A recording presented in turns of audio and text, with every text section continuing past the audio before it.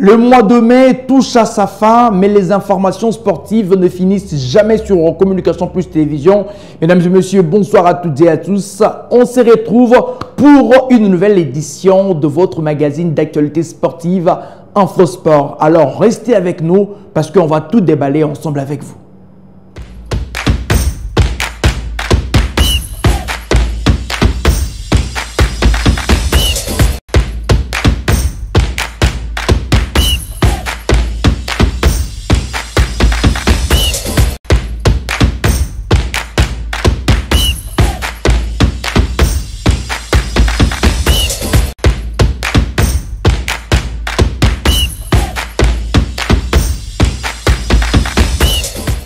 Ouvrons ce nouveau numéro avec le football en stage du côté de la Tanzanie, le Léopard dames en prévision de la préparation de la prochaine Coupe d'Afrique des Nations qui va se tenir du côté du Maroc. Le Léopard de la RDC en courbé l'échine devant la formation tanzanienne. Score de la partie 2-1 pour les filles de Hervé Epi qui succombe pour sa première avec le Léopard de la République démocratique du Congo. En image, on voit les scores de cette rencontre entre les deux équipes. 2-1. Le Léopard était mené à la pause avant d'égaliser et puis de courber l'échine en fin du match. C'est une première qui n'a pas réussi pour Hervé Epi et c'est une longue série de défaites dans des rencontres amicales pour les Congolaises qui certainement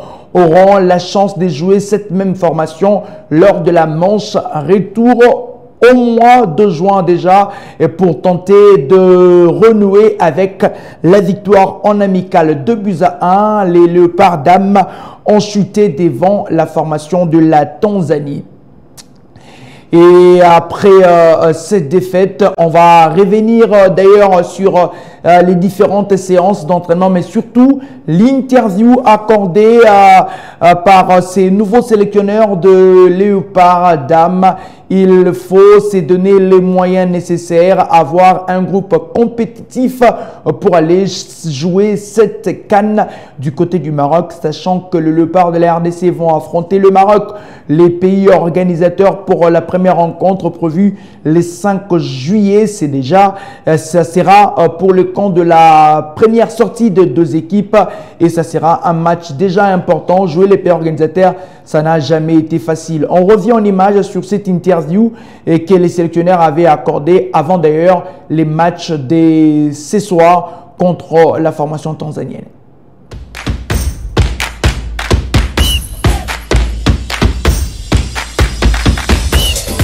Alors l'idée d'avoir monté ça, c'est qu'on se dit qu'au mois de juillet, il y a la Coupe d'Afrique des Nations, avec un premier match le 5 juillet contre le Maroc. Donc c'est de bien préparer l'équipe nationale à travers deux stages, donc un stage là maintenant et un stage mi-juin, voilà, avec l'idée de voir un maximum de joueuses pour ce stage-là, de façon à ressortir un noyau dur. Et après l'affiner sur le dernier stage afin qu'on ait un groupe compétitif pour le 5 juillet. Voilà déjà le premier match. Et tout à fait, à partir du moment où il y a des joueuses congolaises qui jouent à travers le monde, il est de notre devoir, nous, le staff, et puis tous les gens qui sont concernés, d'être au courant de ces joueuses-là, de voir un petit peu quels sont leurs niveaux, et de les voir et de leur donner une chance de venir montrer leur talent. Voilà. Alors les 8, oui, on a pris 8, mais c'est pas dit que les 8 soient là à la CAN. On va voir parmi ces 8 laquelle a le meilleur profil pour l'équipe, parce que il y a déjà des joueuses qui étaient là. Il faut pas oublier aussi que les joueuses qui étaient là ont qualifié l'équipe pour cette Coupe d'Afrique, donc on ne les oublie pas du tout.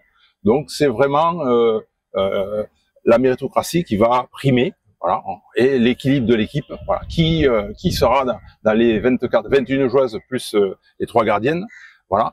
Et c'est pour ça qu'on a pris un maximum de joueuses. Il y en a encore qui n'ont pas pu venir, qu'on va encore solliciter pour le prochain stage. Il y a 2-3 joueuses surtout au niveau défensif. Voilà. Donc l'idée c'est ça, avoir un panel de joueuses et après nous, avec une fois qu'on aura eu, je dirais les bonnes informations, eh ben on sortira un groupe, voilà, qui nous paraîtra le mieux adapté pour aller à cette compétition, quoi.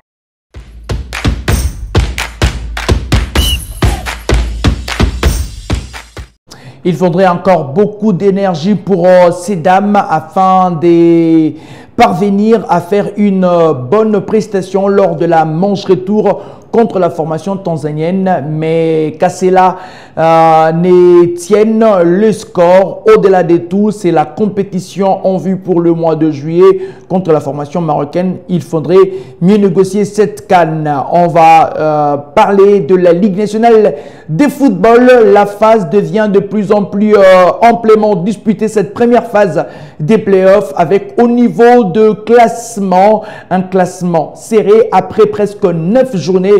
Les Aigles du Congo continuent à mener la danse, mais il faut le dire, c'était un coup d'arrêt après la défaite contre le Dankle Motema Pembe.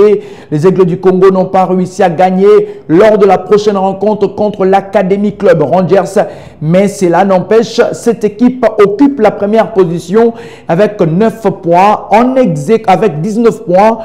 En ex-aequo avec l'AS Maniema Union, après 9 matchs joués, les Saint-Eloi Lupopo occupent la 3e position avec 18 points en 9 sorties. Cercle sportif Don Bosco qui met la pression avec 17 points après 10 journées. Les TP Mazembe, les 200P, l'Est Vita Club occupent la 5e, la 6e et la 7e position avec 16 et 13 points.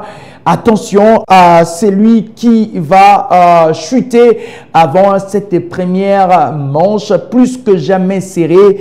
Et quand on nous renseigne que cette première phase pourrait être la dernière parce qu'on ne va pas peut-être proroger après la date, les deadlines qui mettra fin à ces championnats. La saison sportive prend fin déjà ce samedi 31 mai. Toutes les décisions seront prises par les ministres des Sports en union avec la Fédération congolaise de football association. Si les choses s'arrêtaient par là, peut-être il faudrait juste retenir ceux qui ont bien joué pour représenter la RDC au niveau de la campagne africaine. Mais pour l'instant, la Ligue nationale de football avait rendu public son calendrier pour la manche retour, mais la FECOFA n'a encore rien dit. On va très prochainement vous donner les programmes de ce qui nous attend ces week-ends, parce que pour l'instant, il n'y a pas eu de communication pour les matchs programmés ces week-ends.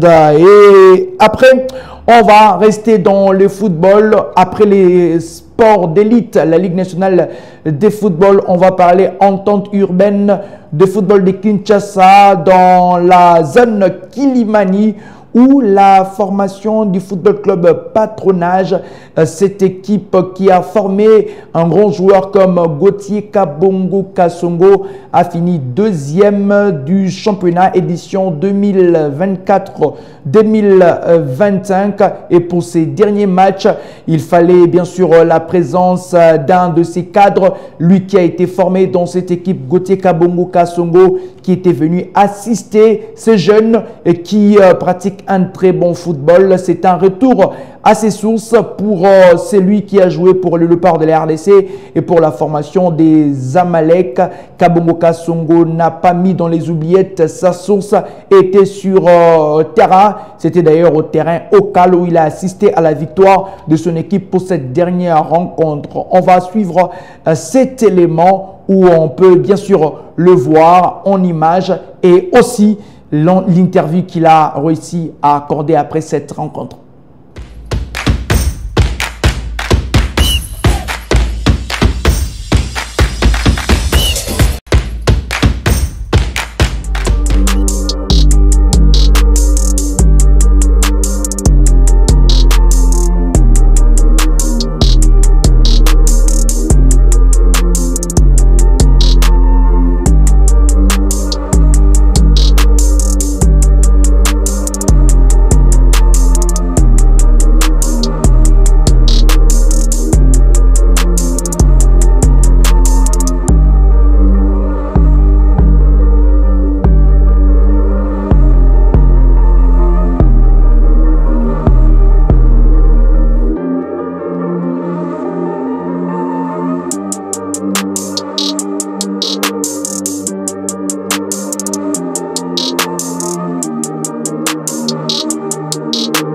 ça effort ma casse de deuxième. Et les gars, des difficultés moi Mickey. Le championnat calme, ben fort, on a vu ça, ben fort, entraîner, on est fort, ben comité. Et puis c'est bon, mais sentiment à ça par rapport à année équipe ça ali na 18 fait à mon nez ça les dans Kasavubu na monter à partenaire.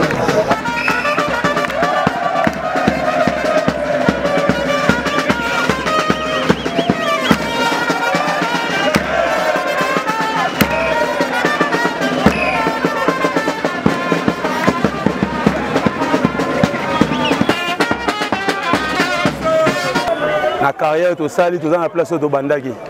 Donc, il y a un club formateur dans la place de Banda, puis la place de Banda carrière.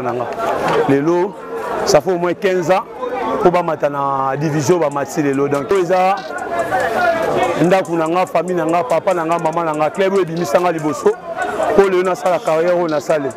Il y a une équipe formante. Il y a pour aider les jeunes dans le club, il y a la première division KBG Star. Donc, tous les gens pour aider les talents. Ceux qui ont une opportunité, salami, pour aider les talents. Tous les gens qui ont un cadre de base. Ceux qui vont continuer. Ceux qui vont en tout cas, ils vont aider les jeunes pour venir à l'objet.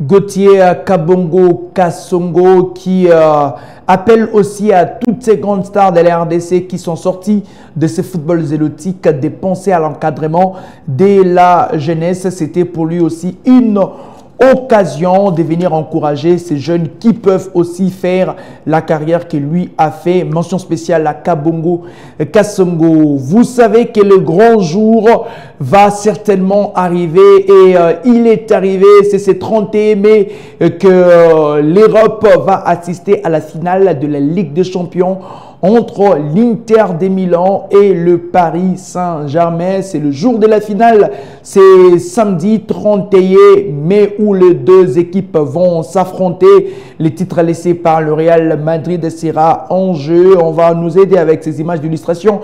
Les titres laissés par la formation du Real Madrid est en jeu où les deux équipes vont s'affronter. Ça sera une nouvelle finale pour l'Inter après avoir courbé les chines contre Manchester City et il faut tout faire pour réussir à glaner cette étoile qui échappe à la formation interiste depuis 2010 et puis Paris Saint-Germain qui court derrière sa première étoile de l'histoire dans une Ligue des Champions. Et la finale, ça sera pour ce samedi du côté de l'Allemagne en terre bavaroise à l'Alliance Arena où les deux équipes vont s'affronter. C'est samedi à 20 h, un match très important pour les deux équipes. Le Paris Saint-Germain qui a tout gagné au niveau de la France Coupe Championnat et l'Inter qui a perdu le championnat. Et aux derniers instants, c'était le Napoli qui a réussi à obtenir les titres. L'Inter n'a que ça pour mieux finir sa saison. Et puis on va voir les parcours de ces deux équipes depuis l'étape de barrage et huitième de finale. Comment étaient les parcours de ces deux équipes en commençant par le Paris Saint-Germain. Cette équipe qui avait battu Reims sur la note de 3-0 et puis 7-0. Il y a eu la grosse victoire contre Liverpool.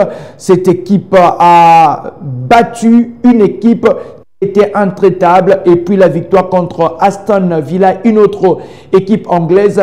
Et la troisième victoire contre la formation anglaise, c'est Arsenal qui est passé sous l'épée de Damoclès de Luis Enrique. Et c'était un parcours clinquant pour le Paris Saint-Germain. Et puis l'Inter de Milan aussi. Il y a eu de grosses prestations, notamment contre la formation du Bayern Munich.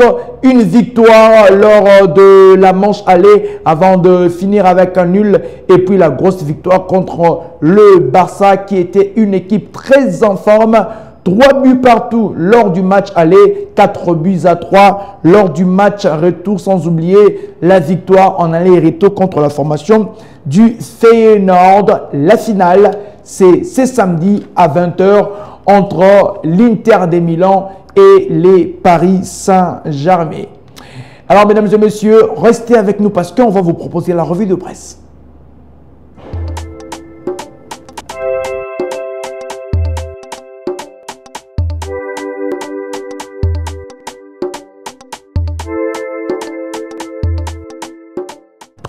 On va débuter cette revue de presse avec le rock congolais Rocky Bouchiri qui est en fin de contrat avec sa formation des Hibernians. Vous le savez qu'il a fait une très belle saison avec son équipe, mais bien le monsieur est sur la liste de ceux qui peuvent quitter le club en fin de saison. Mais tranquillisez-vous, il y a des négociations entre Hibernian et Rocky Bouchiri. Ici, on va voir, c'est que nos amis des Léopards Foot nous renseignent sur la situation de Rocky Bouchiri en fin de contrat. Bouchiri est en discussion avec Hibernian. Hibernian a dévoilé la liste de joueurs libérés à l'issue de la saison 24-25 dans ces contextes. Oui, le club écossais a annoncé être en négociation avec Rocky Bouchiri pour une éventuelle prolongation des contrats.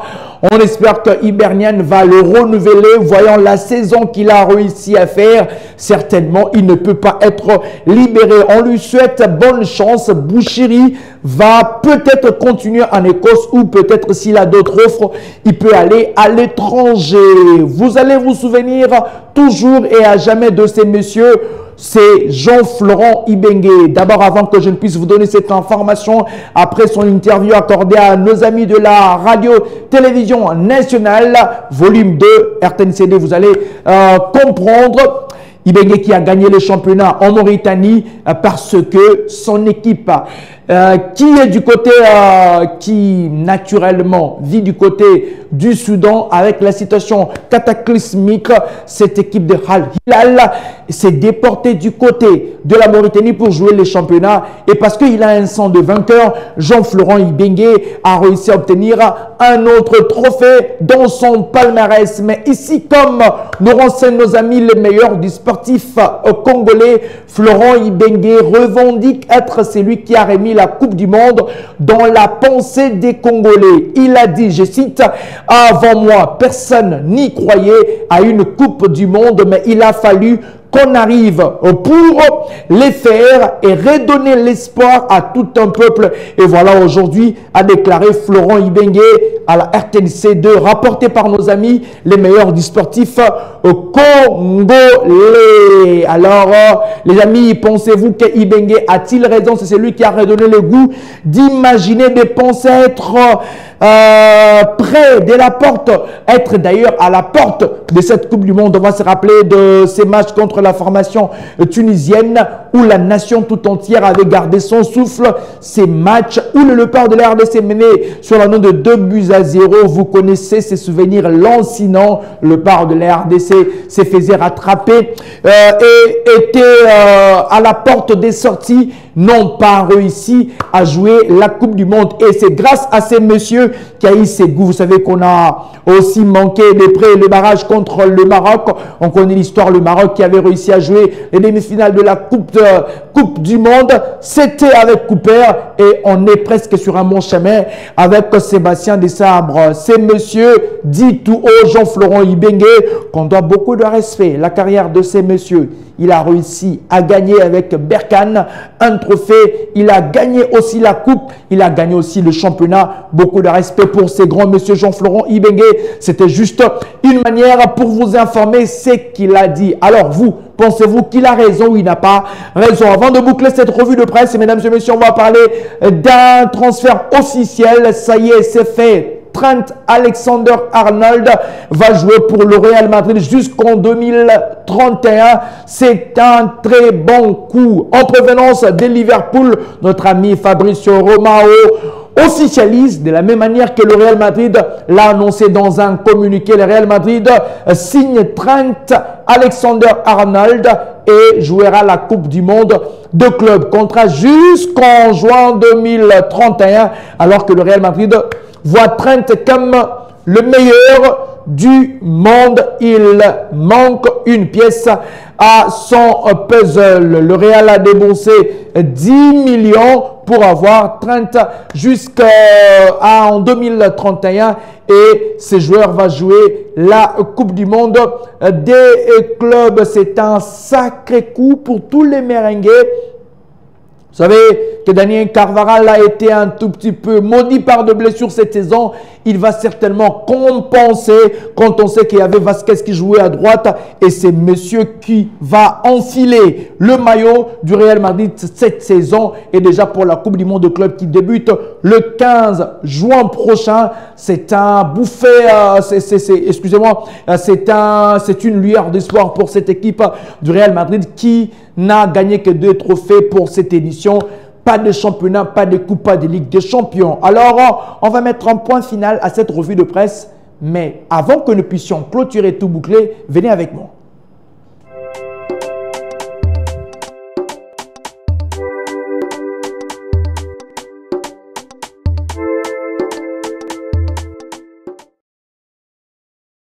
Alors, c'était les derniers numéros de ces mois de mai. C'est avec beaucoup d'appétence et de plaisir que nous avons continué à vous servir durant ces mois.